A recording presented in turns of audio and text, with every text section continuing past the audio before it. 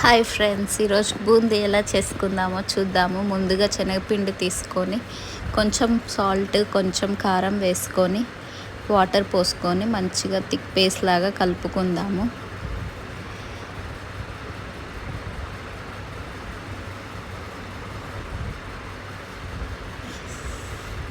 ఇలా thick paste లాగా కలుపుకొని స్టవ్ ఆన్ చేసి ఒక బాండీ పెట్టుకొని దాంట్లో ఆయిల్ పోసుకొని ఇలా చిల్లులు గంట ఉంటే దీంతో చేసుకోవచ్చు. మీకు బూందీ చేసుకునేది ఉంటే దాంతో అయినా చేసుకోవచ్చు. సో మా ఇంట్లో లేదు కాబట్టి నేను దీంతో చేశాను.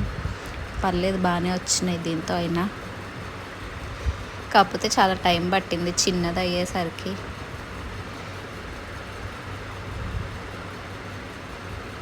సో ఇలా కలుపుకుంటూ ఉండాలి. కలుపుకోకపోతే వన్ సైడ్ ఏమో మాడిపోయి ఇంకో సైడ్ పచ్చిగా ఉంటుంది. సో కలుపుకుంటూ ఉంటే బూందీ రౌండ్గా ఉంటుంది కాబట్టి ఆల్ సైడ్స్ బాగా ఫ్రై అవుతుంది.